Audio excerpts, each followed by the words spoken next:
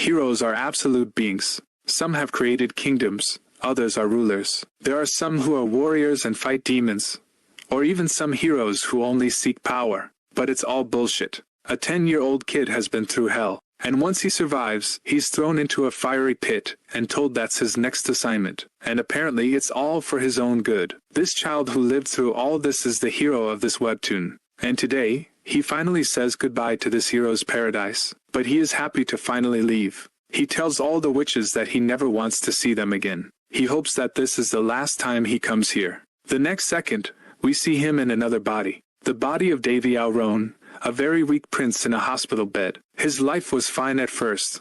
After all, he was a prince. And even living, locked up, is an exceptional luxury. But he didn't think that this happiness would last forever. He didn't imagine being poisoned, or being targeted by everyone in every place. But now is not the time to think about all that. It's time to heal his body. Now that he's been beaten and abused by heroes for 1,000 years, nothing will ever be the same again. He's going to take care of all these people personally. We see a flashback to his previous life in the hero world. Davy talks to a man with a lion mask. He explains to him his situation of simple child and that he did not choose to be there at all. The man in the lion mask laughs at this. He tells him that now he is part of the family. The man in the mask tells him that his name is Hercules and that from now on, he will take care of Davy. Hercules is a survival specialist and says he will start training Davy. In the real world, Davy lost consciousness 6 years ago when he was shot. After a few hours, Davy still has trouble moving, but he at least manages to get up.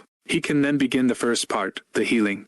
But nothing happens. Davy is a little shocked this healing power was taught to him in the hero world. The problem is that his body has become rigid during the 6 years he spent in a coma. Still, a simple healing spell that doesn't require many resources should work. It is only after several tries that the healing spell is done. Davy's body is healed, but it will still take time for him to return to his original state. All he has to do is restore his health. While he was screaming with joy, his maid enters his room and is shocked to see him standing. We then see him a little later at the doctor's who notices something strange. Of course, Davy does not intend to say anything. He is aware of his situation. He is the son of the late queen and the first prince, son of the current king. Moreover, at the same time a woman comes to meet him. Linus Barriott is the woman who poisoned his mother and took her position as queen. And her sons the second and third princes Carlos and Benitez are also there. Davy and the others do not have a good relationship at all. Linus hates him, and it was even his son Carlos who tried to assassinate him. And now that he's back,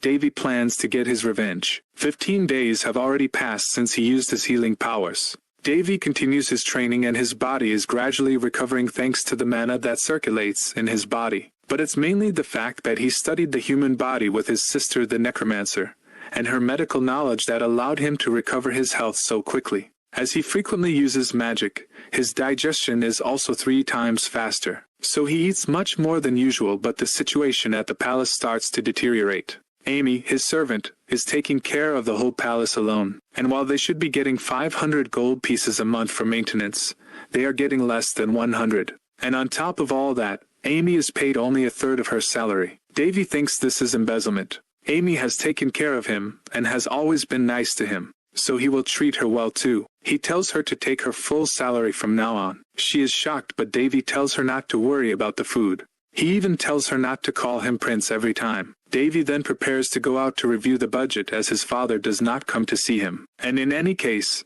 his father did nothing when his mother was poisoned. So for Davy, his father isn't even part of his family anymore. Once they arrive at the budget department, Davy and Amy ask where the 500 gold coins went, but the manager makes an excuse. He tells them that claiming it is not done here. Davy suspected that this man would accuse someone else, and that in the end, it will all be a waste of time. So they leave and Davy asks Amy to bring him a sword. He tells her not to worry and that he's not going to use it to shoot anyone. No, he's going to use it to kill anyone who isn't good enough to be considered human. A little later, Davy returns with an animal. He tells Amy to bring him something to butcher, but she goes crazy and says she can't let a prince touch an animal. He might get hurt. This makes Davy laugh and he continues what he is doing. He knows very well that the others will not help him to improve his situation. On the side of Queenliness, she finds Davy very strange. His behavior is not at all the same as before. She asks for information from another woman who is an intelligence officer of the Dark Moon Guild.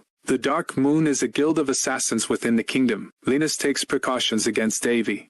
She says that in any case, she can keep him alive or kill him if she wants. Davy, on the other hand, is always thinking about his life in the world of heroes. He remembers an experiment that his older sisters made him do, an experience he never wanted to do again in his life. But he will have to do it again now. Amy comes to him and asks if he plans to walk in the forest today too. Davy is much closer to Amy these days. She lets him do what he wants, unlike in the beginning when she was worried all the time. In the forest, Davy starts his training with the magic breath. It is a technique invented by an ancient hero that uses the mana freely available in the atmosphere. But it is a very powerful technique and must remain secret. Davy must not show it to everyone, so he stops his training as he knows he is being watched. He thinks that it must be the queen who sent someone. He prefers that the others still think that he is a sick and weak guy. In this world, priests can't use magic, and they can't use holy powers, and necromancers have powers of a completely different kind. But Davy can use all three of these powers because of his very difficult hero training. And now, as his mana has become strong enough, he will start the creation of his magic circle. But since he uses powers of all three categories, he can't make a classic magic circle. So he creates the artery circle. It is a magic circle that goes around his body through his heart without mixing with his other powers. But as this circle is a biological modification, the slightest mistake can kill him. But he does not hesitate and starts. Amy on her side starts to be afraid for the prince who is still not back. And when he finally arrives, he falls into her arms and falls asleep. He wakes up the next day with Amy by his side who was worried about him. Davy is happy. He has succeeded in completing his circle, which now allows him to cast spells without incantations. 5 months later, Davy and Amy are living a quiet life. Now they have plenty of food because someone is secretly bringing it to them. At first, Davy thought it was the queen's poisoned food, but in the end, it's not. It seems that someone is helping them, but Davy doesn't know who it is. After a while, people arrive at the palace. They are people sent by the queen. One of the men tells Davy that he is not yet regenerated and that it would be dangerous for him to use powers. And he even tells him that he will never get his powers back. Of course, this is bullshit. One of the men sent by the queen even goes after Amy. He punches her in the face. And when she walks him away, he threatens her. He adds that the prince's life is in his hands. Amy is in shock. It is a royal assassination, but the man answers her that it does not look at her. On his side, Davy wonders what is wrong with him. Is he just angry? He remembers what one of his older sisters said to him in the hero world. He then heads towards Amy and the man. He first kills the 2 guards that were with him. Then once he arrives at the man's house, he asks Amy a question. He asks her what the punishment is for a royal assassination. And while she answers that it is an immediate execution, Davy cuts off her head with his sword. A little later, we see the queen yelling at Davy for killing the man, but Davy retorts that he was just upholding the law. She tells him that he has no proof, but Davy does not intend to let it happen, and he starts to get violent towards the queen, so all the queen's guards appear. Then Davy sits back down calmly. He even tells her that he knows it was Carlos who tried to murder her. Davy warns her. He tells her that from now on, he will not sit around and suffer as he did in the past. The queen is completely shocked. Back in her palace, the queen goes crazy and says that if it's death Davy wants, he will find it. She is determined to kill him by any means necessary. On the other hand, rumors are spreading about what happened at the first prince's palace. People said that the first prince went crazy and his reputation has fallen. But Davy still lives quietly with Amy. She still brings the bags of food and medicine from the unknown. They also receive a visit from someone who brings them all those who are responsible for the embezzlement. And their punishment for this betrayal is an immediate execution. Davy intends to live up to his reputation as a prince who loves blood. Vesphus, the man who brought the traitors to him, is the leader of all the royal family's servants. He also tells the prince that he will be assigned new servants.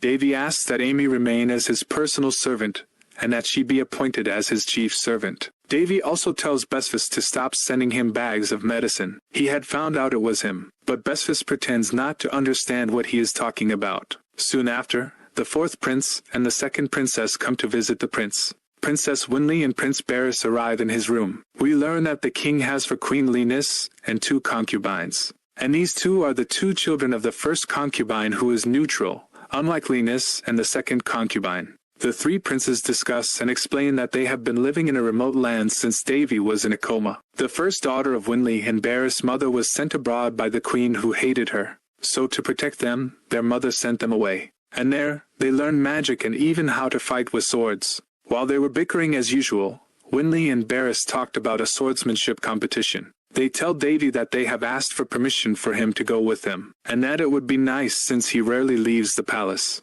Davy reads the letter and sees that it's like an Olympics. He accepts the invitation and says that he will go with them. Barris even tells him that if he is too weak, he can carry him on his back. Davy thinks that it is a good idea. He thinks that it is the moment to have some fun. On the other side, we see Besfus serving a tea. He says that this sword competition would be interesting. Besides, Barris is almost 14 years old, and almost an adult. And he adds not to worry. The first Prince Davy has become much straighter. His calmness and splendid perception surprised him. He was amazed at how much Davy had grown. And the person he was talking to was actually the king. So, the king replies to Bessus that all this is quite sad. So Davy finally goes to the track competition with Barris. And on the day of the ceremony, he even sees his father. His dad is there to meet Barris and encourage him for the épée competition. Davy realizes that his father has changed. He is not as charismatic as he used to be. He looks rather weak. Davy, Barris, and Winley take a ride in a carriage. But the evening while they make of the campsite, Davy notices that they were followed. He suspects that it must be Queen Linus. Davy noticed some dark moon assassins outside his house. But since it's night, and no one can see his abilities, Davy will take care of them himself. There are 20 of them, but it doesn't matter. They kill them all one by one. On the other side we notice that it was indeed Queen Linus who had done this. And when the dark moon tells her that they didn't succeed in their mission, the queen gets angry. She says that she will give them one last chance. Otherwise she will break their contract. The next day, Davy and the others finally arrived. The tournament includes 8 countries. And each country has brought 4 representatives. They say this tournament is perfect for finding individual talent. In fact, he mentions a famous swordswoman princess. Davy doesn't know her, but that's because she became popular when she was in a coma. This princess is Elena, and she is known to be the carrier of a super powerful thickness. We also meet a girl on her side, but we don't know her identity yet. The evening at the banquet, Davy and the others spend all a good moment. And a little later, we even meet again the girl whose identity was secret. And when Davy sees her, he thinks he sees Harris, one of his big brothers in the world of heroes that he had trained. This girl is in fact the one who inherited his power and his sword. He was shocked that she looked so much like him. And at the same time, a prince from another country who is participating in the tournament tried to mess with Davy. Except Davy doesn't intend to let that go. The prince challenges him to a duel and Davy agrees. Everyone is shocked because he wants to fight someone who is participating in the tournament, and is therefore very strong. Even Barris thinks that he has weaknesses because of his coma and that he shouldn't accept, but Davy tells them to trust him. Davy even offers him a bet. Whoever loses will have to kneel down in front of everyone to apologize. They take a wooden sword and the duel begins. Davy even hesitates to fight seriously. In any case, he is still the prince who came out of the coma less than a year ago, so he shouldn't show his real skills. But Davy has found the solution. He's going to use a technique he learned, the drunken sword. With this technique, he swings his sword, as if he was drunk. And so, people think that he is weak and that he makes random movements. He learned this technique in the land of heroes. His master told him that it was a technique to make a fool of himself, and make his birthday the clown of the society. So Davy completely humiliates the prince in front of him, and everyone in the room watches the fight. And as the prince starts to use all his abilities, even though it's a friendly fight, Davy fakes a fall and takes him down at the same time. Everyone is shocked at the position the prince is in. And even if they say that it is lucky, the prince is still humiliated. On his side, the prince was still very angry. He was raging, breaking everything in his palace. And while he was even saying that he wanted to kill Davy, he hears a kind of voice, and asks him if he wants to kill him. He asks the voice who it is, but the voice only answers that it can help him to kill him. She answers the prince, and she tells him that her name is Sherio. There is a very dark aura around her. The next day, the Barris fight finally takes place, and when Davy looks at who he is going to fight against, he is surprised to see that it will be against the prince that he himself fought the day before. He then thinks that the fight will be easy because Barris is much stronger than him. The fight begins. The two exchange blows. Of course, in tournaments, the use of mana energy is forbidden, and the one who uses it is disqualified. During the fight, everyone is a little shocked at the level of the prince. He was much weaker the day before. Davy even thinks that he is very talented and that he could improve a lot during the night, but he still thinks that there is something strange. He was right, because the prince shows a face that is not his usual face. And as they fight, the prince tries to kill Barris using his mana. At the same time, we have a flashback of the day before with Davy and Barris. Davy wanted to take precautions, and when he went to see Barris, he offered to give him a massage. The massage was just an excuse to get his energy into her body. It would allow him to be much more relaxed and to better control his body energy. And he also wanted to take no risks. He put a barrier in his body. Back to the fight. As the prince was about to kill Barris, Davy's barrier activated. It saves him from death, but Barris is still wounded. People are shocked that the prince tried to kill Barris. Everyone tries to talk to him, but he has a strange reaction. He seems to be possessed. And suddenly he kills one of the people who come to talk to him. Everyone is scared and screams. People run out of the arena, and as Davy went to check on Barris, he is proud of him. Barris tells his brother that he has successfully created a barrier. A barrier is a skill used during a duel by expert swordsmen. It is formed automatically with mana and protects the person when he is in danger. He thinks that he is the one who managed to create it by himself. And as soon as Barris is sent to the infirmary, Davy's expression changes completely. He is very upset with the prince. He walks up to him and doesn't care what people say. They tell him to stop, but he continues. Davy Diallo picks up on what was fun last night, but this time he's going to have to deal with him seriously. The prince unleashes his power, and when he tries to attack Davy, Winley arrives. Davy is distracted by Winley standing there. He is afraid she will get hurt.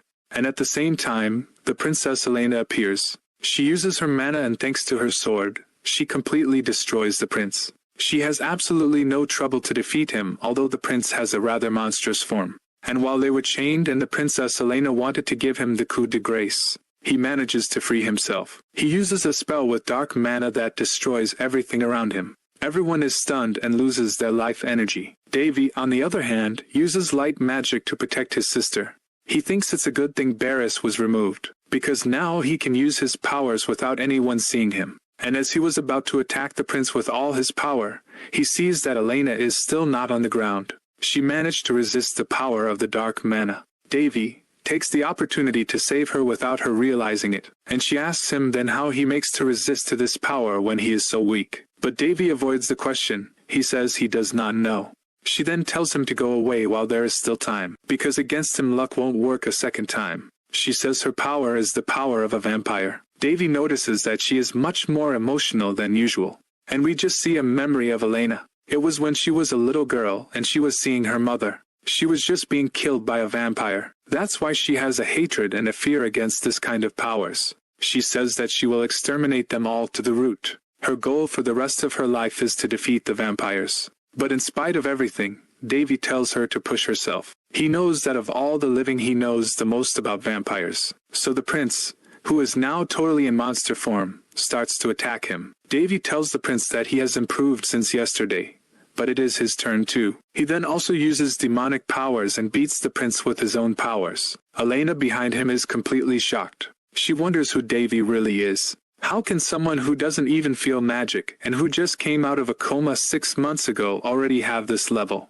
And just as she's asking herself a lot of questions, Davy asks her a question in turn. He asks her to lend him her sword. She doesn't understand. He says his sword is broken, but Davy says he's not talking about that sword. He then takes her necklace that she has around her neck. She tells him to give it back to her, but Davy doesn't listen to her. He is even shocked that she can stay conscious after he takes her sword. The sword that has a will of its own is shocked. She wonders how Davy can summon it, when his contract is still with Princess Elena, and Davy starts to use it. He asks how much longer she'll hide. He says he was expecting a vampire, but it turns out not to be the case. She is not just a vampire, but a vampire who has undergone an awakening. Davy starts to make fun of her, but she on her side is sure to defeat him without any difficulty. She tells him that he is a simple human, but Davy continues to laugh. And he says that she is the servant of a human, because yes, it is her that the queen hires to kill Davy. The fight between the two begins, and even if the powers of the vampire are very strong, Devi resists easily. After some time, he even manages to defeat her, and she flees. And Devi says it's not a good idea to chase her now. And at the end of the fight, Devi uses a power that is again very mysterious. It is a power that only he knows because his sister taught him in the world of heroes. The sword that has its own will, and even shocked by the power he uses. And when he finishes his incantation, Devi is completely tired, and the sword is also exhausted. We see him again a little later. Devi is in a hospital bed. His sister arrives and tells him that he has slept for 2 days. Devi was also tired because the power he used purified all the fog thanks to the person he summoned. And the person he summoned from the hero world even added a stigma on his back. And the people who came to save him, after the situation calmed down, were shocked to see this sign on his back. Devi hesitates. He doesn't know if he should still hide his true power because in any case it will be revealed in the future. But Devi is still happy with what he has done, because thanks to this, he has now been able to increase his mana storage in his body. And now he also has status windows that appear in front of him. He can observe the status of himself and the people around him. At the same time he hears voices. He doesn't know who they are. Devi did not understand why his status windows appeared. He understands even less where these voices come from. But after a while, a woman appears.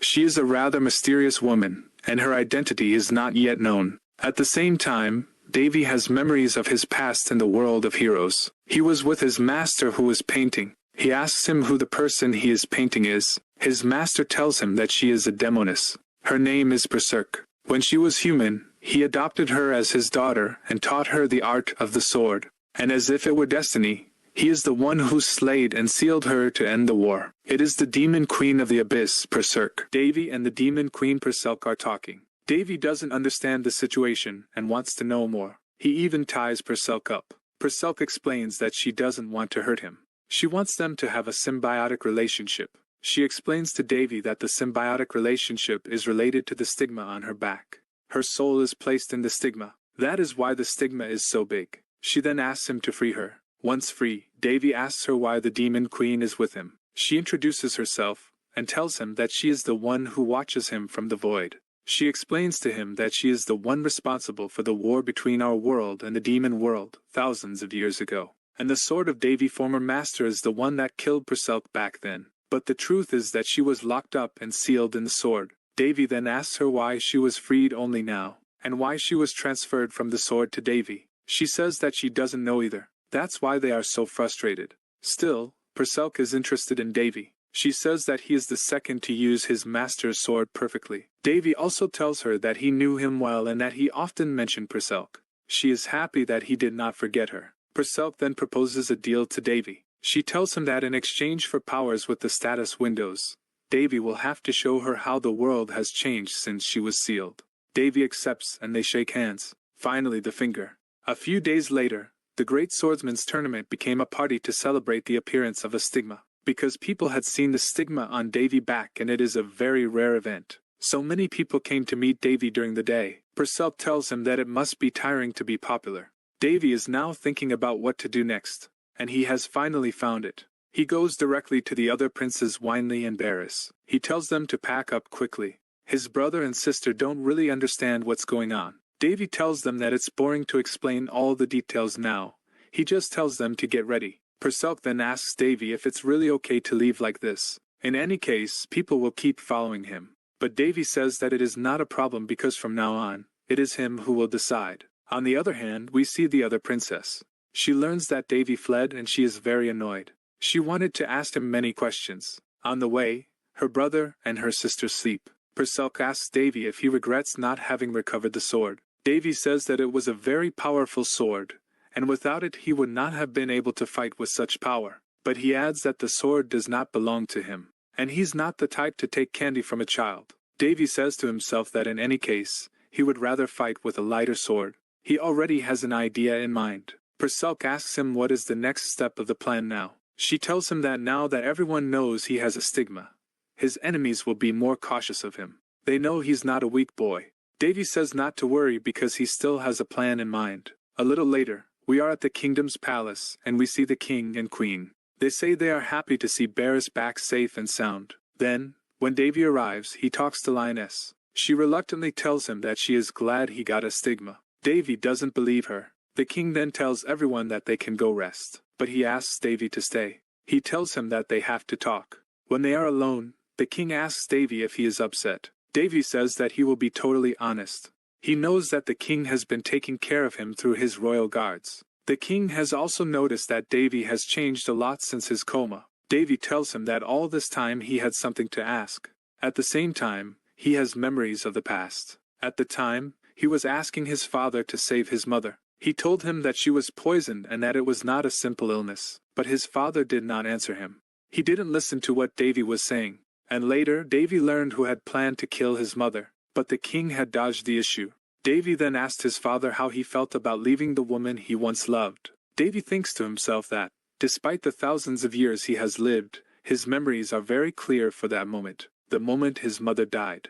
And so he returned to find out the truth about his father, and all of a sudden, his father tells him to become the king. He explains to him that he can't be a good king while being a good father. He lacked power and knowledge. He then advises Davy to live silently, to become stronger, and that way no one will stand in his way in the future. And Davy answers that usually, children look like their parents. But Davy refuses to look like his father. He tells his father to propose to someone else. He does not intend to become king. On the way out of the palace, Purcell tells Davy that he has been very hard on the king. But Davy only answers that, this time, it was necessary. Purcell adds that she finally understood what Davy wanted, but she does not reveal the truth now. And as it gets dark, Davy says it's time to dig up what has been buried.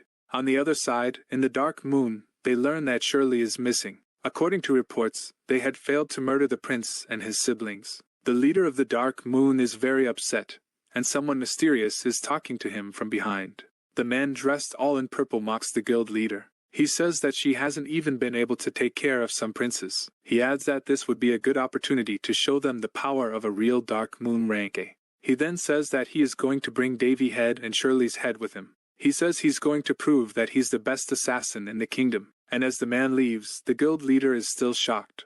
Even though Shirley wasn't supposed to be the strongest, she scared everyone. The other soldiers knew she was dangerous. So how could she lose to a prince who just came out of a coma? And at the same time, a figure comes in front of him. The person behind him captures him. The guild leader tries to call for help, but no one comes. The person who captured him killed all the guards. The still dark figure then asks the guild leader if he wants to live. If he doesn't want to be killed on the spot, he must give all the information he has. We can see the smile of the person, and it's Davy. He asks the guild leader for the list of nobles who are under the orders of the Linus family, and he wants the information about all the crimes they have committed. And while the guild leader tries to escape, Davy scares him extremely. He feels a murderous aura.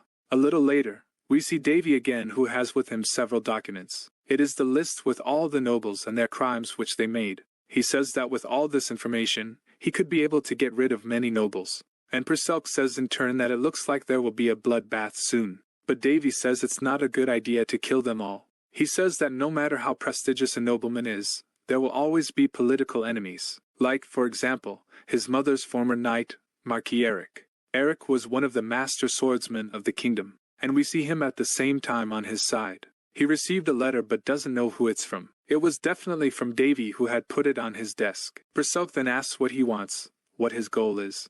Davy then replies that the answer is simple. He wants to keep his family safe, keep his belly full and have a roof over his head. In short, to live a long and happy life. But she replies that's how it's already living now. But Davy says that his situation will not be like that for long. He will have to leave the kingdom soon. He has a small territory as a member of the royal family. He will live there, lead a quiet life, make money in the meantime. He says that revenge will come as well, but that is not his goal. It's something he's going to do along the way. A little later, we see the queen again. She has learned that all the information centers in the Black Moon have been attacked, and she figures that if it falls into the hands of Marquis Eric, he may revolt. And she doesn't want him to get in touch with the prince. They are afraid of his behavior, and that he will destroy everything in the palace. And when he is about to leave, his brothers and sisters come to see him. They are sad that he is leaving, but Davy reassures them. A little later, Davy asks Amy to bring him all the documents of the territory he will now govern.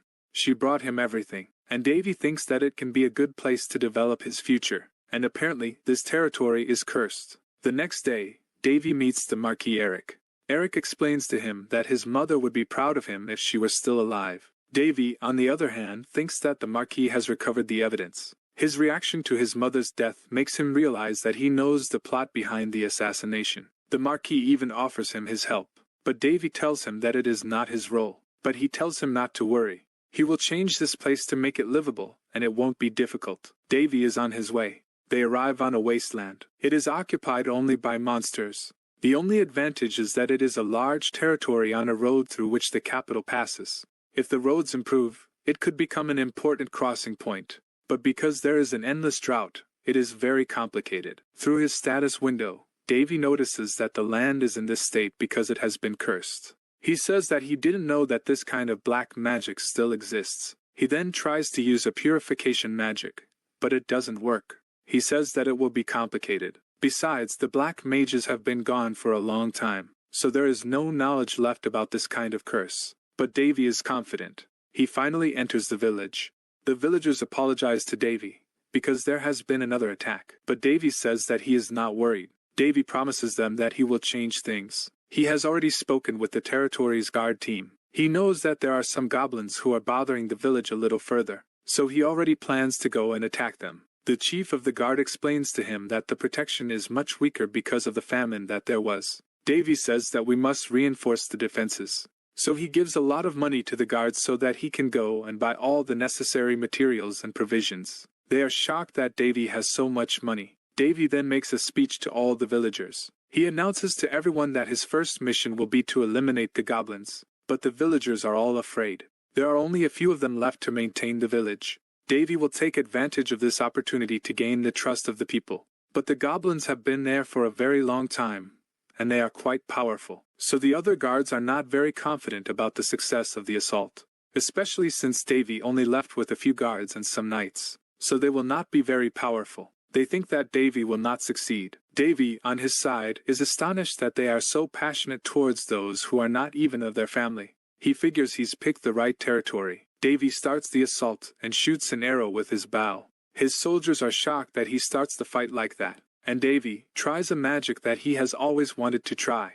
It is a magic that no one can use on this planet. It makes all the soldiers stronger. All the soldiers have received a power boost. They can now defeat the goblins. They themselves are shocked by their own strength. And even when some of his soldiers are injured, Davy will heal them with his healing magic. He tells them that he will not let any of them die. And in the end, they manage to defeat the goblins without any difficulty. When he returns to the village, the soldiers who were in battle tell all the other villagers that Davy is the best lord they could have had in that village. He was able to gain the complete trust of the people as a lord. For someone of his status, this might seem unnecessary. But according to the person who taught him how to use a spear, a hero in the world of heroes, he told him never to forget that even though he rules a small territory, those he commands are men, not cattle. So he must take good care of the villagers. On his side, Perselk explains to him that despite everything, it will take time to rebuild the village properly, because even breaking the curse does not mean that the territory will return to normal. She tells him that there are no underground channels, so supplies are scarce. But because of the poor land, there is little food and the livestock is dying, and all the money Davy has brought to this village is only a temporary solution. In short, this land is not making enough profit. The only solutions he has found are to use the men of the village to become hunters. The other solution might be to heal the land. But this solution is very time-consuming, and the third solution is trade. But before he starts anything, Davy says he has to investigate the land. When he goes to observe the land a little further, he thinks that with his power he could cure this curse. But unfortunately in his current state he doesn't have the necessary power yet. If he had a sword like Princess Elena's it could work, but he prefers not to contact her. So he is forced to use another method. This other method had been taught to him by one of his older brothers, in the world of heroes. It is a magic that can decipher the arrangement of mana, and when he tries to understand the results given by this magic, he asks Perselk if it is really a curse. Because according to his magic, it's more like an automated greenhouse. He says it looks like it was built to force and adjust everything about the climate and geology across the land. He says that at the moment, there is a curse effect that he found through deciphering, but he does not understand why such a curse was created. What is certain is that it was created so that the territory becomes a dry land. So Davy starts to search for the curse to rearrange or change its constitution. And during his search, he comes across some ruins. He is surprised to see them here. He says that a place this old could be a huge discovery for historians and alchemists. And just in this kind of place there are often guards. And at the same time he meets him. The guardian of these ruins is a magic golem. We can recognize him thanks to the magic stone that he has on his head, which is his source of energy. Davy then starts to attack him directly, and steals his magic stone instantly. He says that this stone is a sign of fortune.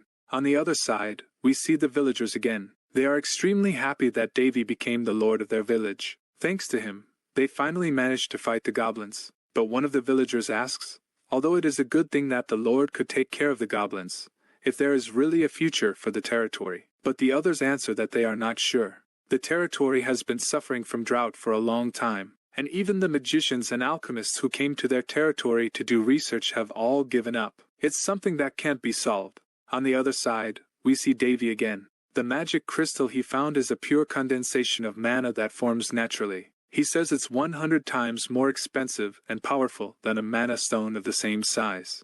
And considering the huge amount he found, he has to be careful. Because if he goes back to the village with all this, it could become dangerous. There would be a war between all the countries to possess it. Davy says that with a stone of this size, he would even be able to use a rank 9 mana circle. Once Davy enters the crystal, he figures that something is hiding here, and he wants to find out. But the first thing he does is, of course, to restore the water to the land. So he finally manages to unlock this curse. And we see a few seconds later, in the village, rain. The villagers are shocked. On the other side, we see the nobles. They have learned that all the evidence of their crimes has arrived at Eric's house. They all know that they are in a very delicate situation. He also wonders what the queen is doing right now, because maybe she could help them in their situation. They say that she is taking too much care of Davy, since he received his stigma. But they add that the shape of the stigma is very unstable, so he is not going to be able to control it. They say that Davy is just a piece of trash. One of the nobles tells them to shut up. It's Duke Barriot, from the same family as Queen Linus. He says that someone has to fight and take risks, and they must especially get the secret information back, because if they don't, they could be preparing for a civil war. The Duke knows that the others underestimate the prince too much. He, on the other hand, suspects that there is something surprising about this prince. He has gained influence very quickly. He will soon start to show his fangs. But he thinks that he will not be able to do anything with this poor territory, so he doesn't worry too much. On Davy's side, he was able to recover a crystal, and this crystal even allows him to change the weather by using the surrounding mana. He even used the rest of the crystals to make a dimensional bag. A week later, the land has already been restored tremendously. Everyone is working to cultivate the land. The villagers are very happy with the situation since the return of the prince. But Davy has not finished helping them. He gives them all a physical boost with his magic. And now he tells them to plant moonflowers. These moonflowers are quite rare, and thanks to all the villagers, he will be able to make them in large quantities. So it will be perfect for trade. This flower is imported from the west, so there are very few quantities available. And thanks to the crystal that allows Davy to change the climate at will, they can grow it. On the other side,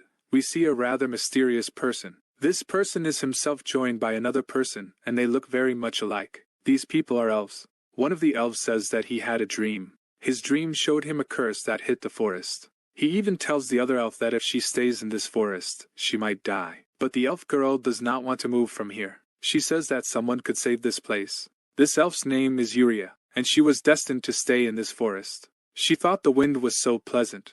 It's like a harbinger of a good meeting.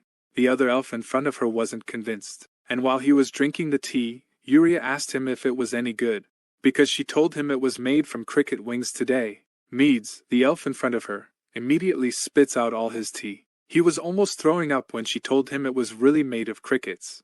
He is getting more and more desperate for Yuria. He had forgotten for a moment why her relationship with the Eastern Elves was not good, and why the Eastern Elves just called her a psychopath. Yuria on her side keeps saying that the wind is really good today. She feels that someone important is going to arrive. On the other side, we see again Davy with as always Perselk on his shoulder. They say that it is shocking to think that elves would have made one of their secret bases in this forest. Elves are a species that are rarely seen on the continent. According to records, they started hiding 300 years ago after the Great Incident. Davy figures he may be in luck. He found some spirits watching them during the goblin attack. If there are spirits, then there are elves, because these two species have a very symbiotic relationship. Perselk asks her if everything is going to be okay, because she would rather not meet them. Davy doesn't mind. He says that if they have to meet them, then they will meet them. Perselk says that because she doesn't like them very much, the elves are usually all stubborn and strict, and not being involved with them would have been better. Davy replies that on this point she is right. They continue their way and arrive in a beautiful forest. There are lots of animals, deer, butterflies, all beautiful and glowing. Davy says that he is sure that this is the forest of the elves. Perselk is even surprised that animals that are actually spirit beasts approach her. But Davy says that since these creatures are affected by those who have an affinity with spirits, it's normal that they come to him. And he says that these animals might even like him more than the elves. This is normal, because the more one is born with purifying powers, the more he has an affinity with the spirits. Davy remembers his training in the world of heroes at this point, especially when he was thrown into a fiery pit just to increase his affinity with fire. He remembers one of his sisters who was his spiritual master. She was very sneaky and made him do horrible training, and Perselk, on the other hand, is still amazed that the animals are so friendly to Davy. Davy starts to make fun of her and says she is jealous. She says that it is not normal because on top of that, he has dark mana. But on the other hand, it is normal considering the training he has undergone. A little later, Perselk asks him how he intends to find the moon flowers. She adds that he doesn't even know if his flowers can produce seeds. Davy starts to answer but is cut off by a spirit beast that arrives in front of him. He is a little surprised because this spirit beast comes back with a flower in hand. Davy thanks her and Perselk is very surprised. She asks him if this is really it, and Davy answers that this is exactly what they were looking for. Thanks to the spirit beast, his search was much faster and easier. They soon arrived at the moonflower garden. The garden was resplendent, and there were flowers everywhere. Davy once again thanked the spirit beast for bringing him here. Perselk is delighted because there are so many of them. Thanks to this, they will be able to plant them all in the territory and leave some here. And while she was amazed by the environment around her, something caught her attention. When she turns to Davy, she sees that he is doing something strange. An aura is enveloping him. It is explained to us that spiritual power is based on mana, magic power and dark mana. So as long as you have this power, you can see spirits. The only difference is the level of affinity one has with the spirits. That's why it's hard to say that Davy can summon any type of spirit. For example, summoning a spirit king would be difficult. Davy is just using his spirit power in the flower garden. Perselk approaches him and exclaims when she sees the spirit mana. She asks him if he plans to make a contract with a spirit. Davy responds by asking if she knows what it's called. He says that in the moonflower garden, as the name suggests, this place is a part of the spirits. So if someone takes their flowers without their consent, misfortune will befall them. So he tells Perselk to stand to the side and watch what happens. Davy takes a breath and begins to use his magic. He addresses the spirits that are present in the garden. We even see the different elements like water, fire, earth, and so on that are gravitating around him. Perselk is surprised because she asks him if he knows how to speak their language. For the moment, Davy continues his discussion and looks happy. In the end, he tells Perselk that they can take the flowers. He tells him to hurry before the elves find them, but Perselk asks him where they are. Davy tells him that it's better to avoid annoying situations, so they'll try to solve it quickly. Davy and Perselk are going to start their harvest, but in parallel to that, we see that Yuria is in fact already aware that Davy is there, and she says that's amazing. First of all, he received the favor of the spirits and reached the garden, which is already amazing. But on top of that, he received their consent only by communicating and without having prepared any gifts in exchange. She thinks that this boy is really interesting. Meads, who is still in front of Yuria with his tea, continues to talk to her, but she doesn't seem to be paying much attention. He asks her if she's okay, but Yuria remains focused on Davy. She thinks it's impressive especially since he's a human, and above all, he's a boy. She says that this garden is the sacred land of the elves. So for a human to be able to communicate with the spirits to take the moon flowers is completely amazing. She is totally excited to meet him. She wonders what she should do. Should she tell Meads about this incredible situation? She is not sure. She then calls Meads with a rather embarrassed look on her face. Meads answers and asks her if something is wrong, but in the end she only asks him why he didn't drink his tea. Of course Meads is embarrassed. But she goes on to say that she prepared this sincerely for her master. After finding the fleshy corpse of a cricket, she took the wings and crushed them after drying them for a week. Meads is embarrassed and doesn't even know what to say. He stutters and says that right now his stomach is feeling fine, so he would rather stay that way. Barely after finishing his sentence, Yuria replies that it's a shame, but she adds that she has actually recently created a new menu. And Meads cuts her off and says that in the end, it's not so bad. It seems that the food Yuria makes is really bad. Suddenly, Yuria looks much more serious and asks her master a question. She asks him between a human who can speak with elemental spirits, and who is able to enter the moon garden without the elves noticing him, and an abyssal being who wakes up from his deep sleep, which is the more likely proposition. Meads is surprised by the question and does not answer immediately. He asks Yuria what she means by it, but Yuria in front of him is very serious. She is waiting for an answer to her question. Seeing this, Meads is surprised that it is not a joke. He then says that if we talk about probability, in this case the second proposal is the most likely. For example, it's been a long time since the dragons disappeared, and now it's seen as a legend of the past, but they are real. Humans are not. He goes on to say that there have been fools sometimes, but never anyone human who could see elemental spirits. It would be hard for beings close to chaos to have an affinity with nature compared to elves. Yuria answers that he is rather right. But Meads still doesn't understand the meaning of this question. Yuria then tells him that it seems that she has to leave the village for a short time. Meads asks her what is going on, but Yuria answers that she thinks she has found it. She has found a way to save the village. Of course she is talking about Davy. Back in Davy's town, Davy is surprised. He sees that everyone is happy and all the villagers are working. He asks the people in charge how it is possible that a job that should have taken 4 days was completed in only 1 morning. But he answers that it is because everyone wanted so much to repay their debt after the kindness Davy gave them. But Davy can't believe his eyes. Is all this possible only with willpower? He is not going to say anything because in any case this is what he wanted. And so the production of the lunar flowers began right after. With the help of the guards, they started to plant the moonflowers. And voices of suspicion could be heard in the territory. People didn't really know what they had planted and if it would really grow. But Davy was confident in his plan. Moonflowers take 4 to 5 months to grow. Normally, they would need the power of the spirits to make the flowers bloom. But since what they are going to sell are the leaves and not the flowers, that's enough. As long as the conditions are right, everything will work as planned. But the manager has come to complain to Davy. He's not sure everything will work out. The temperature is not right for the flowers to grow, and the leaves are starting to dry out. But Davy tells him not to worry. They just have to wait a little while and the sky will benefit from the sun, and it will soon rain. Surprisingly, that's what happened a little later. And even the next few days, the manager came again to complain, but Davy told him to take it easy. He manages to change the weather every time and make his leaves grow in the best possible conditions. And that's how 4 months passed, despite all their worries and concerns. On the other hand, we see a room full of nobles. The nobles are talking to each other, wondering if they have heard the rumors. There is a small kingdom in the east, a territory that grows moonflowers. People wonder which crazy lord would allow this kind of experiment. But others answer that the Lord himself is the one conducting the experiment. A man comes along and says that if this is the famous territory in the east, it must be the cursed place where many researchers went 5 years ago. But now, this land is apparently no longer cursed because it rains relatively often. But others reply that despite everything, it is still a wasteland, so it would take at least 10 years for this place to recover. And on top of that, the lord of this territory is none other than the first prince of the kingdom. Everyone says that they are sure that he went crazy after waking up from his coma.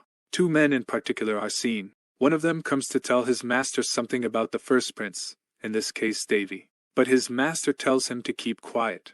He tells him that it seems that they are the first to have received the information. This man is Harrison, and he is the master of the Red Tower of Mages. He says that it looks like something interesting is going on in the east. And he tells Eurus, who is with him, to get ready, because it looks like he's going to have to go to Davy's. But as far as Davy's territory goes, in an instant, what was a wasteland became a vast, flowering garden.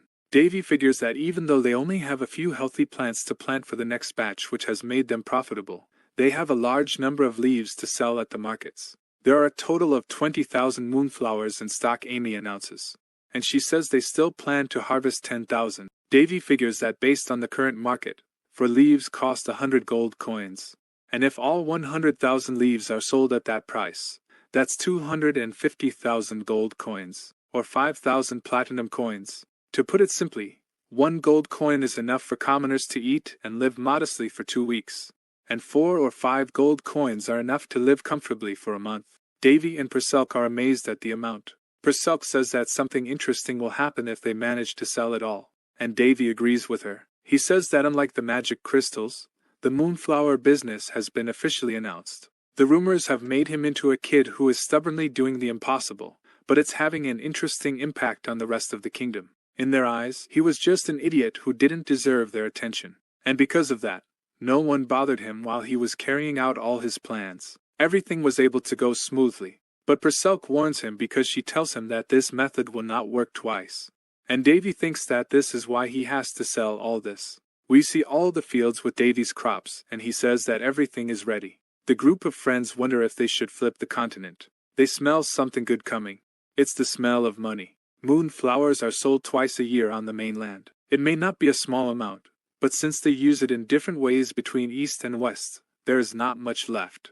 It's often used as a catalyst for magic and alchemy, but it's also used to make potions in the temple. So hearing about the moonflowers is only good news. But there's a problem. Rumors about this shipment have spread along with another rumor. Apparently Davy, the ruler of the territory where the moonflowers come from, has become ill from overwork. Of course, this rumor is completely false and invented by Davy himself. Davy asks Perselk if he did the right thing, and Perselk tells him not to worry. He does what he needs to do. The price of a product with high demand compared to supplies is often upset by the increase in supply. So if he distributes without constraint, and as if stocks were infinite, the value of his flowers will be worth nothing in an instant. Davy doesn't want the price of flowers to go down. He wonders who he should choose. He has no intention of contributing to this world by burning his wings. And we see in front of Davy's palace that there are a lot of people who want to meet him. Amy comes to tell him that there are a lot of people outside and that they are waiting for him. Davy has already noticed that the impatient journalists are interested in him. The area quickly became bustling a few days after the news spread. Originally with about 200 citizens, the territory was on the verge of collapse. It was on the verge of exploding as groups such as merchants and mages from nearby lands, alchemist companies, and even groups of priests gathered here. Davy and Amy wonder what they should do in this situation. Davy continues to feed the rumors and act like he is sick. He tells Amy to tell them that he is still sick. He says he can't see them since he is normally unable to stand up. Amy says that even so, they keep asking if they can at least check on the products. The situation annoys Davy a bit because he has to get up and work. He gathers all his staff and says he has to deal with them one at a time. He tells the head of security, who he calls a guard now, to see how the security level is in the city. He asks him to be the one in charge especially at that level. The chief of security replies that he and his team are doing everything possible, but there are too many people for them. He says it's hard to keep the peace in town because of the sudden arrival of all these people. And Bessus, the royal guard, says it's the same situation with the documents that are starting to pile up. Since there is no real book of account, a lot could go wrong. Davy then tells them to throw them all out if they get too suspicious. The head of security is a little worried, but Davy explains that it's better to throw them out than to have a huge incident. Davy figures that despite everything, he is still the one who has to make the decisions. Of course, he has to make sure he doesn't frustrate others and has to accept appropriate offers. And as for housing, he has also found a solution. Davy tells Bessus to use the deeds they bought some time ago, and since there is a huge demand for them, he can sell them at a high price. And as the whole team was about to continue their work, Davy calls the head of security and asks him to stay with him for a while. There's something he'd like to talk to him about. And we see that in front of him, Davy has some kind of vial. We don't know directly what Davy is saying to him, but we see the chief a little later, going back home when it is dark. The other inhabitants of the village ask him if he is well. They ask the chief to come and have a drink with them, but the chief answers that it will be for another time. He also advises them to drink moderately. The chief goes straight home and is exhausted. He lies down directly on his bed and says that his body won't last very long at this pace. Training in the morning, then guards and finally keeping law and order during the day. It's very tiring. Plus, these days, Amy is starting to teach the chief how to run the administration. He figures it's way too much for him, and while he was still lying on his bed, one of the villagers comes to tell the chief that there is someone looking for him. A man in a hood arrives at his door and asks to come in and talk to the chief. He introduces himself and says his name is Harlows. He is a rank 4 expert in the Green Tower of Mages. Harlows apologizes for disturbing the chief so suddenly, especially since he knows he has a lot to do. Harlows goes on to say that maintaining security with so many people joining this territory so suddenly must be difficult, but even so, public safety is perfect. He has heard that the chief was one of the people who ran the town before Davy arrived, but the chief says that it is all because of Davy. The chief then asks him why he came to meet him. Harlows answers that he would have liked to meet Davy sooner, but as the royal palace is closed, he came to see him directly. He asks if there is another way to meet him, but the chief answers that it is quite difficult at the moment because Davy is still sick. The chief says that while business is important to the citizens, Davy's safety is even more important.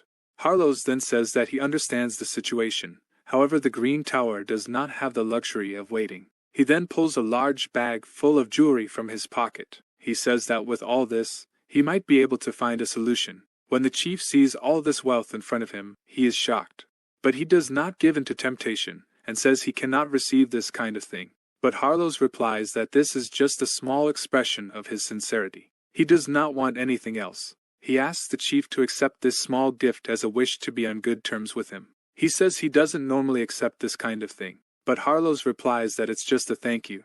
And when the chief sees all that gold in front of him, he sighs. He thinks to himself that things are really happening as Davy predicted. We then see Davy with his smirk on his face, who seems to have prepared everything in advance. We see the flashback of Davy talking with the guard. Davy says that the guard will be facing many people. They will be frustrated that they can't meet him, so they will target him to get closer to him. They will try to bribe the guard to get information. So Davy wants him to choose them wisely. The guard should make sure to keep a list of those who make irrational requests and report them. He even tells him to get back the money they give him to bribe them. Davy also tells the guard to meet their demands and show them this. He then shows him the vial. It is a magic potion. It costs 100 gold coins. But he must not sell it. He must simply spread the word by giving them a taste. His goal is to increase its value as much as possible. And so, he gives them a reason to stay in the territory as long as possible. We then see the guard talking with Harlows again. He explains that this is a product that they have created and stored, and they will soon be selling it. So it's okay if he shows it. Harlows is shocked. It's a first-rate item, the best potion ever seen on the entire continent. In terms of effectiveness, it's clearly twice as good as anything on the continent. Harlows figures that if he wants to get products like this, he'll need to get priority on purchases. Harlows then tells the guard that this is really quality because you can see that it emits a slight light. Harlows replies that this is normal because Davy puts a lot of effort into their products, and most of their products will be of this quality. The guard then says that they have prepared a total of 10,000 products. When Harlows hears that there are 10,000 products, he says to himself that this quantity shows the determination of Davy at only 17 years old. They should not take him lightly. The guard adds to Harlows that Davy has decided to auction their products. Harlows asks if there are people who will be prioritized, but the guard replies that he doesn't have that information in any case, so he will have to wait. Harlows then thanks him for all this information and tells him that he will be rewarded later. As soon as Harlows is gone, the guard lets out a big sigh. He says to himself that it really worked. And the next day, we see the guard talking with Davy. Davy says that it was all to be expected. It all worked out according to plan. The guard says that this is really amazing. The guard even brings all the gifts he received from the different mage organizations and so on. Davy says that's not bad for a start. So the guard gives him all the winnings. But Davy tells him to keep them. He offers it to him as a bonus for his work. He offers to share it with the others and use it however he wants. The guard is shocked, but Davy says that this is just the price of his efforts. Davy says he doesn't mind losing this because in any case, the profits from the moonflowers will be his. So doing him and all the guards this kind of favor is not a bad thing. Purcell tells him that this story is starting out very well, but when there are many groups, there will be immense pressure. But Davy is not worried because he figures that in any case, they will fight among themselves. But Davy is not worried because he says that in any case, they will fight each other. If the rumors spread, they will be very busy with all the people who want to stay in the territory longer. And when a large number of mages and alchemists gather in a small territory, The number of merchants also increases. Eventually, the huge amount of unoccupied territories will be sold to many people. So this is a market that will help to earn money but also increase the number of citizens and develop the territory. And this is not only thanks to the moonflowers, but also the fact that this land was dried up because of a curse. On the other side, we see a person talking with his crystal ball. He learns about the situation around Davy's territory. It is actually Eurus who thinks that maybe the Red Tower should create a branch here as well. And when he talks to his master, he says that there is also something that worries him. He wonders why Davy is so keen on auctioning his products. Because if he sold them alone without intermediary, he could make more money. But the master of Eurus answers that Davy is quite clever. In fact, thanks to the auction, the current low population of the territory, which is only a few hundred, will change a lot. From now on, the product will only be sold in this territory. So Davy takes advantage of this to collect money and develop the territory in a short time. When he realizes all this, Eurus is impressed. The master also tells Eurus that the prince acts in such a way that even if it fails, there will be no shame. So the moonflowers are only the beginning of his plan. That's why he adds that they must have a very good relationship with Davy. That's why Eurus must go to Davy's territory and meet this young man. At this moment, the master thinks of someone. It's a girl who asks him if a boy who doesn't even feel mana can cut a high-ranking vampire with a sword. This girl is, of course, the princess that Davy met at the swordsman's tournament. She remembers that Davy used her sword without even making a contract with her. When the princess told the master that, he thought that she was crazy or that she didn't know anything about the world around her. But the truth is that Davy is a very mysterious person. He has many questions about this young boy. A little later, at Davy's territory, the number of people waiting to live in the territory is growing, and the buyers who want to get territories have arrived in droves. They even argue because some of them want to buy the same parts. And Davy answers as usual to put it up for auction and sell it to the highest bidder. Davy smiles and is very happy with the situation. And while he is rejoicing, someone tells him that a letter has arrived for him. He is surprised and asks if it is important enough for him to read it. And the people tell him that it is, because it is from the royal palace. We're back in town, and we see that the bidding continues. It's Amy who is busy selling in the town square, and the bidding starts at 90 gold coins. The different magic tricks continue to bid. It goes to 95 gold coins and then continues with 100 gold coins for the green tower. And alchemists offer 110 gold coins. We see that this little battle to know who will have the final word agasses them. The alchemists even make fun of the mages because they tell them that they don't have enough money. As they begin to fight, the whole crowd looks on and even Amy is shocked. The bidding goes up to 130 gold pieces. Amy then announces that if there are no other bids in the next 3 seconds, they will finalize this sale at 130 gold coins. But on their side, the fight continues. Amy then starts the countdown. She says 3, 2, 1, and at the last moment, someone raises his hand. But it is neither the mage nor the alchemist who was there earlier. When Bessus goes to explain this to Davy, he is astonished that they sold a single bottle for 150 gold coins. He says that in any case, the merchant guild that has the priority to buy 5,000 products at 150 coins. Davy is amazed and thinks that this is very expensive compared to the base price. In fact, the competition during the auction was fierce thanks to the work of the guard. And thanks to that, the opening of the auction was a success. All the vacant buildings that were rented in the city were sold. Davy decided that he would sell all the remaining bottles for 130 gold coins. Eventually, all the bottles were bought by different groups. Davy is happy. He figures they sold out, and it was a huge success. If this continues, the annual profit of the territory will be over 1,000,000 gold coins. When Amy sees this and remembers their situation when Davy had just woken up from his coma, she is shocked at what they were able to do. Technically, they will become the richest territory in the kingdom. Davy then tells his group that they will continue to grow moonflowers, but they will not increase the supply. He does tell them to cultivate more land for more shoots and distribute them among the native citizens. Davy figures it's not good to be too greedy. The balance between supply and demand should remain the same. He tells the guard to continue to discuss with the others about setting up facilities in the territory, and tells him to get rid of everything that is not used. So Davy says he will organize everything when he is back. So Bessus and the guard get ready to do what Davy told them. And if not, Davy says that a summons from the royal palace arrived a few days before the auction opened. The content was basic. It basically glorifies a feat never before seen in the kingdom, and even the entire continent, as well as to return to the royal palace as soon as possible to praise his accomplishments. Immediately after receiving this request, Davy goes and does something pretty amazing. We see that he lights a fire. He says that they have rejected him and betrayed him, and now they are asking him to come back. He insults them and says that they are far too indecisive. He then throws the letter from the royal palace into the fire. Davy tells Besfus that this is funny. They sent a letter with the king's seal with so much confidence when they are just abusing it. But Davy says that either way it's not a problem. He was going to start the second phase of his plan anyway. He says he should go and pay a little visit there, and the place he should go is on the way to the royal palace. We then see a memory of Davy in a beautiful place. Someone says that he created a secret dungeon near the last place he was alive. The man says that it was a child he couldn't finish before he died. The person tells Davy that if he is lucky enough to find it, he should try to complete it.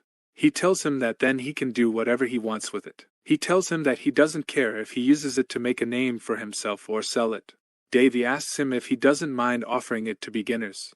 What would happen if he destroyed it? The man in front of him starts to laugh. He says that it is funny coming from him. The man raises his sword in his hand and tells Davy that he will find out everything when he gets there. He tells him that if he finishes it, he can do whatever he wants with it. This man is one of his brothers from the world of heroes, and we imagine that he is forging a sword. A little later, we see Besfus asking Davy if it's really okay to go unescorted on his journey. But Davy tells Besfus not to worry. He knows what Davy is like, but he still says to travel carefully. Davy tells him that he will be careful. He also says that he leaves Amy in his hands. She never stops working, so he'll have to tell her to take breaks once in a while. But Besfus says not to worry about her.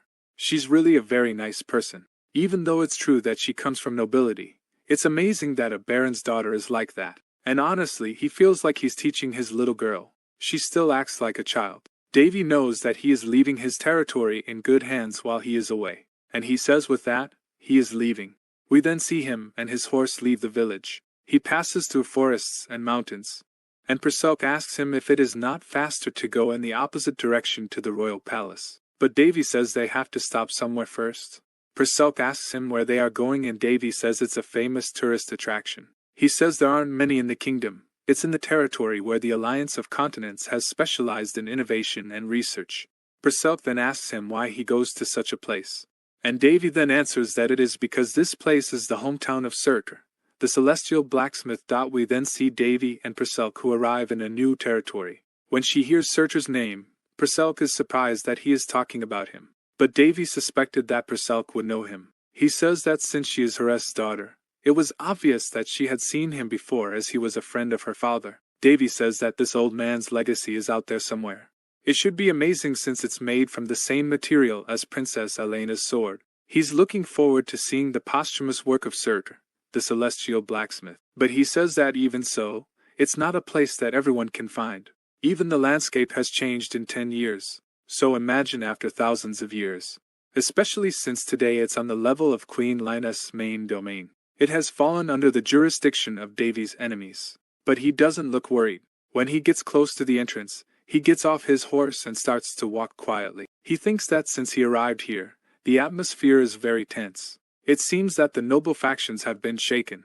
We can see that there is a queue outside the entrance to the territory. And when Davy is called, he gives his card to one of the guards at the gate. When he reads his identity, he sees that his name is Davy and that he is an independent mercenary. Davy had written himself on his card that he was an F-rank mercenary. He says that this is a pre-prepared cover. It would have been a problem if he knew his face. But no need to worry about that here. Davy looked totally serene. But as he's walking along, the guard blocks his path and tells him to come back. Davy is surprised and wonders what is going on. The guard says that it looks like Davy is here to explore the newly discovered labyrinth, but he tells him that it won't be possible for him. Davy, with a somewhat disinterested look, wonders what is going on here. Davy is annoyed and goes to sit on the side. He thinks that even though they are part of a noble faction, it is even worse than he thought. And while he is thinking about this, an old man comes to talk to him. He tells him that he doesn't seem to understand the situation, so he goes to explain it to him. Davy is surprised and asks if there is anything going on in the territory. The old man then tells Davy to watch this. We see a man secretly passing money to one of the guards. In fact, it's bribery. Of course this is not allowed and should have been revoked long ago, but he is still secretly doing it. Davy is very upset by the situation. The old man then gives Davy something and tells him to go. The man says it's not much, but at least they will let him in. He tells him not to worry about him. The old man says to Davy, who reminds him of his grandson who is coming home, and he hurries. Davy, surprised by the kindness of the old man, he then starts to smile. He then thanks the old man but tells him that he should save this for a gift for his grandson later. The old man then asks Davy how he plans to spend it, but Davy says he won't need the money. Davy then approaches the guards who asked him what he is still doing there. Davy then tells the man that bribery in this way is not allowed for ordinary citizens. It's only allowed for foreigners. But as he says all this, the guards laugh at him. They don't know him. They say he's just a kid. And as they laugh at him, Davy says this is the last warning before the law gets them. Davy knows what he's doing is childish, but he doesn't care. Everyone else continues to laugh at him, and one of the guards even pulls out his sword. He puts his sword next to Davy's head and tells him to stop being a smartass. The guard tells Davy that if he kills him, nothing will happen. He says that he is the law here. And Davy looks at him and says that he knew he was going to say that. The old man comes to the guard and tells him to stop being violent. But the guard starts to attack the old man. As he was about to hit him with his sword, Davy disarms him. Davy says that it is a real coward to attack a defenseless man with his sword. Davy then says that their crime is to force the citizens of the kingdom to pay an illegal tax that is related to the embezzlement of state funds. He then takes the sword from the guard. He says that as a result of his actions, the sentence for such a crime is death. All the guards watching the scene are shocked. Davy then tells everyone that they will be held accountable for accepting this behavior. Davy then asks the others to call the territory manager, but instead, the other guards start to attack him. Davy asks them if they really want to add to their list of crimes. Davy says that he knows he is at fault for lying about his identity, but in this case, it can be seen as an act of treason that is punishable by death for the entire family of the guilty party. The other guards don't understand what he's saying and start attacking, but Davy continues to eliminate them one by one. He cuts the hand of one of the guards and tells him that next time, it will be the head. Davy says that he will not repeat himself. He asks them to bring the person in charge now. Davy then hears a person in the distance asking what is going on here. It is indeed the person in charge of the territory. He asks who dares to make noise here. Davy tells him to make a decision quickly because the situation is not right here. And at the same time he throws his identity badge at him as a person of the royal family. When he sees this, the manager kneels down in front of Davy. Davy says that's good, at least he managed to recognize it. The manager says the territory is having a hard time and starts complaining. He says that they have had no announcement of his arrival and no member of the royal family can go and come to different territories punishing people by being disguised as someone else. He says that this is tyranny. But seeing him tell all this, Davy laughs at him. He says he wasn't going to come with an official document. But the man continues to complain and says that Duke Barriott will not let this incident go. Davy is a little annoyed by the situation. He says it's true, all territories are like this. Even an inspector would have ignored such a situation because of the fear of what might happen to him in the future. And the manager continues to stand up to Davy. He even offers to come to his territory. He tells Davy that he won't regret it. But Davy starts to get annoyed with the situation and asks the manager if he has heard the rumors. The manager doesn't understand what rumor Davy is talking about, and Davy then says that he is a bloodthirsty person. At the same time, Davy cuts the head of the person in charge in front of him. He doesn't even have time to understand what happened to him, and we see his head on the ground. Perselk says that this ending was very neat and precise. Davy says to himself that he has no more time to lose here and starts to leave towards the ruins. A little later, we see a carriage moving along. Actually, it was the old man who was previously with Davy. He says that they have been living in peace for 10 years when the previous queen, Baroness Alishade, was still alive. We see him riding forward with his horse and Davy following behind. The old man explains that the exploitation increased when the victims of the nearby territory immigrated here, and so other people tried to hunt them down and kill them. That's how the old man lost his son. So Davy asks him if he was thinking more about his son than his grandson when he helped him. The old man says he's right and apologizes for his rudeness. But Davy says there's nothing to be sorry about. Seeing the old man, he can tell that his son was a warm person. He continues on their way and after a while, the old man says they have arrived. Right in front of them they see a big stone. The old man says that this is where Balhalashad begins. This unpronounceable name is the name of the historical site of the 1000 Days blacksmith. And when Davy looks in front of him, he sees magnificent structures. The old man asks him if everything will be okay with the incident of the manager earlier. But Davy tells him not to worry. The dude can't be bothered to worry about what happened here. The old man thanks him for saving him and avenging his son. He says that he will never forget his kindness. And Davy says that it is nothing. He also thanks him. We then see Davy walk away from the old man, and as he walks away, Purcell says that this story was a little depressing. Davy says she's right, but it will get better from here on out. Davy is already starting to help the people in the kingdom. They finally arrive at the place of the legendary blacksmith. We see a beautiful landscape, and Davy climbs over all the structures. When he looks at it from above, he sees that it's even bigger and more beautiful than he thought. He's like a child having fun. After a while, he takes out his notebook. He starts to mark things. Purcell asks him if he has discovered anything. What is there to learn new when everything is already discovered? Davy says it looks like this from the outside. The shape 7 of a building that repeats once. Shape 11 repeats 23 times, and so on. Purcell asks him what that is. In fact, Davy says it's a password.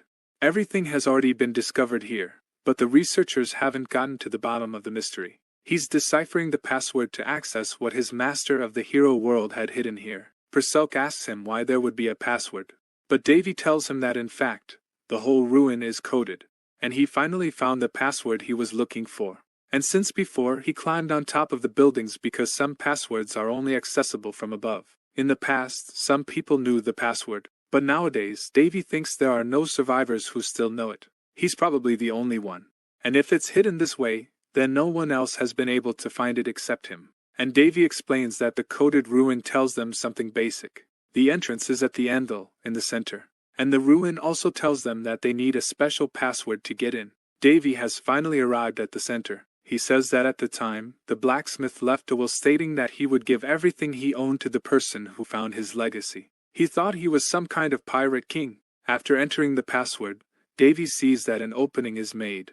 Davy swears that there is no one more vicious and perverted than this old man. Purcell is thrilled and tells Davy that it's finally open and he can go in. Once inside, Purcell tells Davy that he could find a lot of stuff, since it looks like an underground dungeon. She also says that there is a magical formation that suppresses underground pressure. On top of that, it also makes it so that air can flow inside. Davy says that it seems that the magicians of his time had to do a lot of thinking because of him. And Davy especially thinks that if he had never met Surtur, he is sure that he would be sleeping forever. When she hears this, Purcell smiles and says he's probably right.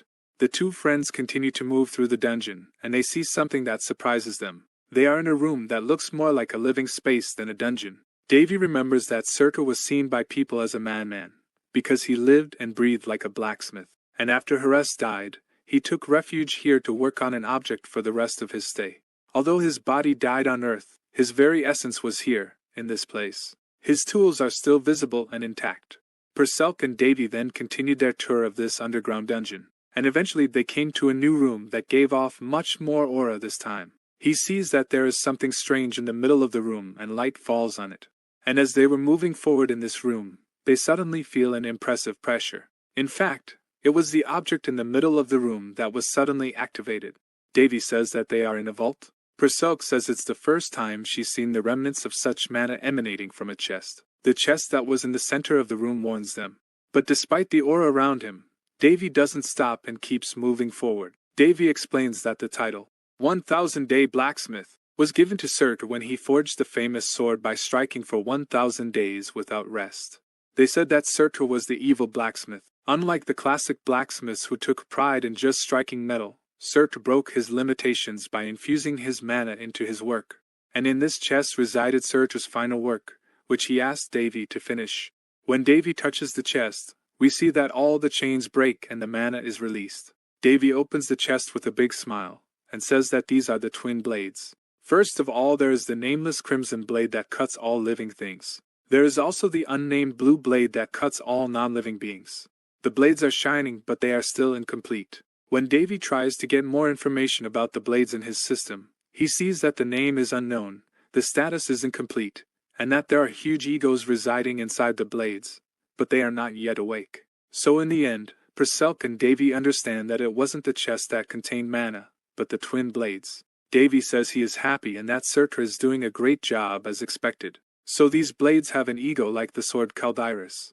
Caldiris is Queen Elena's sword. It is the most powerful weapon. However, Caldiris was created only to match Hera's talent. But these two blades are different.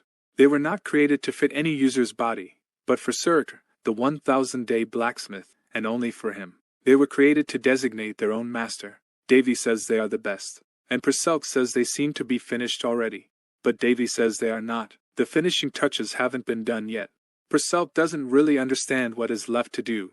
Davy then says he's going to have to find some fire. Perselk doesn't understand why he is looking for fire. Davy continues to explain that he doesn't need just any fire. He will need a fire that is 100 times hotter than a normal fire, like the one found in dwarf smiths. Perselk then understands that she will probably have to go with him to the dwarves' living quarters in order to finish his swords. A little later, when it is dark, we see a rather mysterious man saying that they have arrived. This man talks to Davy and says that if he goes straight to this path, he will find the square. He then tells Davy to have a good time in the capital, and Davy then thanks him for showing him the way. It is a royal summons. Perselk asks if Davy thinks there's any particular reason, and Davy tells her to stop asking questions she already knows the answer to. But Perselk says that according to the letter, he is invited to receive rewards because of his accomplishments. But it's not obvious. The Moonflower case is a gold mine. The Moonflower business is a gold mine. Davy collected twice as much money in 1 week as the kingdom earned in a year. So the income tax he had to pay was very high. So maybe the kingdom's goal is to get the Moonflowers back and nationalize its sales. And if that happens, the kingdom will be 100 times richer and the nobles will be too. Perselk then asks Davy if that was the answer and laughs at him. Davy says that he honestly didn't expect such attention from the entire continent. But it shows how important the case is. He says he's exhausted just thinking about it. Once in the royal palace, he walks around. There is someone welcoming him. It was Besfus and he was accompanied. Of course, their relationship remains a secret, so Davy tells him it's been a long time. Besfus says he's heard the rumors that he's managed to create a huge business. And Davy says that indeed, he's been pretty lucky. But Davy wonders why the atmosphere in the palace is so heavy. He is told that it is because the secret register has been made public. Davy then asks what the secret ledger is. He acts as if he doesn't know when he was the one who stole it. He had given it to the enemies of the kingdom earlier. Bisohus then explains to him that the king is mad with rage. The nobles and servants connected to the register have been dismissed and sentenced to death. Davy pretends to be astonished when this was his goal all along. And since the king has already gone back to rest, he tells Davy that it would be better to do his congratulations the next day. Davy is happy because the king had to judge everyone, as he couldn't stand waiting any longer. Davy thinks to himself that even though the Marquis has all the information because Davy had given it to him secretly, without the king's cooperation, he could not have acted so quickly. But Davy thinks to himself that he is overthinking it. The story is settled and that's it. And while he was still in the palace, someone comes in front of him. This person was laughing and making fun of him, but Davy wasn't laughing at all. It was actually Carlos, Davy's half-brother. Davy was not at all pleased to see him. He asked the others who were standing next to him to leave because it looked like his little brother had something to say. As soon as the others leave, Carlos starts to insult Davy. He tells him not to be a smart ass because his business has grown a bit. Anyone could have succeeded in a business like his. He just got lucky. Davy asks him if he's not a little jealous, because he came all this way just to tell him that. Davy tells him that he can't even begin to understand what he's achieved. That's why he'll always be an idiot who will never leave his mother, Queen Lioness. Carlos starts to get angry, but Davy continues to make fun of him and tells him that the people of the kingdom have spoiled him too much. Now he is not able to understand or do anything. Davy continues to make fun of him and says that although Carlos has all the wealth he wants, he is unable to do anything. Carlos gets angry and wants to beat Davy up, but he's not afraid. Anyway, Davy thinks that if he wasn't so stupid, he wouldn't have shot him 6 years ago. When Davy sees Carlos' fist coming at him, he says he's bored. He then grabs Carlos and smashes him against the ground. In an instant, Carlos ends up on the floor. Davy tells Carlos to calm down because he has royal blood too. Meanwhile, Carlos is still on the ground. He sees Davy's foot above his head. Davy then starts to stomp on Carlos with his foot and asks him if it hurts. Carlos continues to look at Davy, but now he looks pretty scared. And Davy then says that if this method doesn't work, he'll use another one.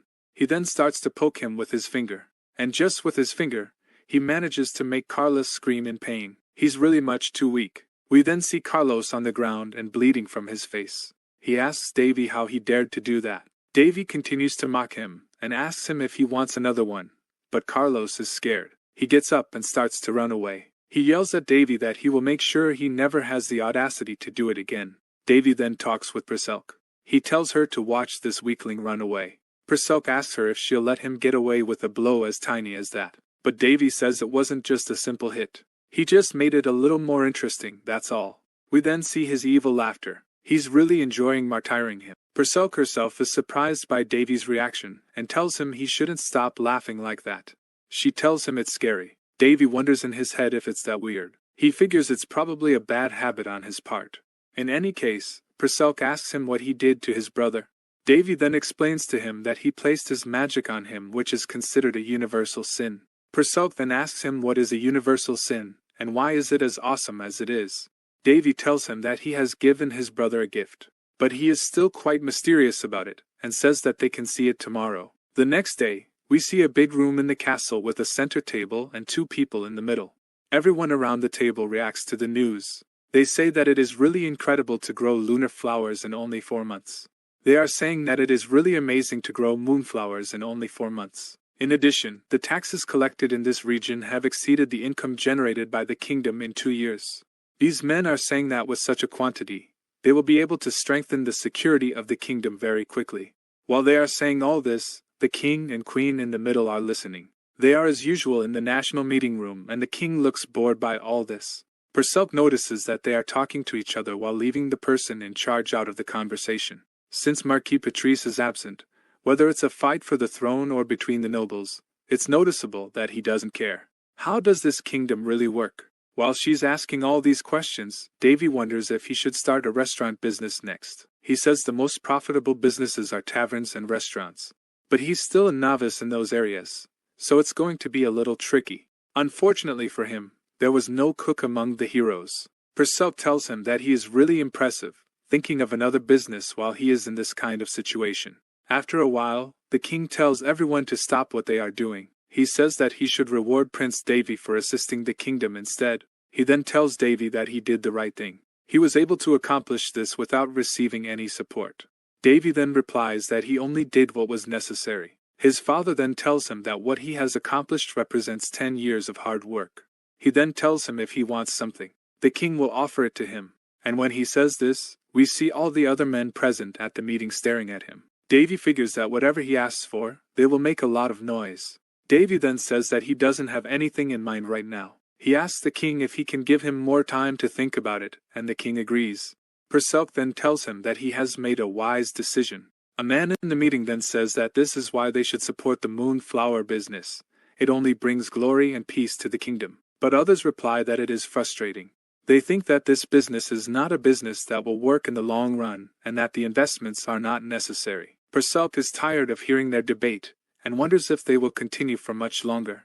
But Davy says it is much more interesting than he thought. This man is Duke Bariat, the leader of the noble faction and the father of the queen. He explains that it seems that everyone is excited about the moonflower business, but he should deal with the most basic things first. The meeting should start by asking how they can use the moonflowers for the benefit of the kingdom, because this business is very innovative. When he says this, everyone listens. Perselk remarks that this man is very authoritative, and Davy replies that it is true. He still looks as vigorous as ever. Duke Bariat then continues his explanations and says that he should start by asking the opinion of Prince Davy, the contributor, and decide for himself if he wants to declare this market as belonging to the state. Almost all the other nobles stop talking. Duke Bariat continues to say that if the nation asked them to give up all their property for the good of the kingdom, would they do it? The nobles begin to stammer, and do not know what to say. He then says that this is something that should be decided by the prince as territorial ruler, and he adds that this meeting is not the appropriate place to discuss this subject. Perselk is surprised and wonders what is going on. It seems that Duke Bariat is helping him, but Davy replies that he is not really helping him. Apparently he's just playing with words. The Duke continues to explain that if they force the nationalization of this market, it will be considered oppression, and eventually, no one will want to start a business in the kingdom. Davy then speaks up and asks him what he is getting at. He is sure the Duke wants to say more. The Duke then tells Davy that he is right. There is something more important than that.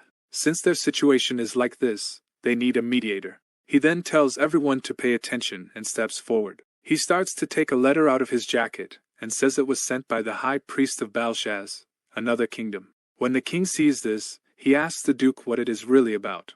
The Duke then explains that the other kingdom is inviting Prince Davy to their home so that they can confirm the stigma, and thus grant him a title. One of the nobles then slams his fist on the table, and says that Prince Davy is the first prince of that kingdom before he is the ruler of a territory.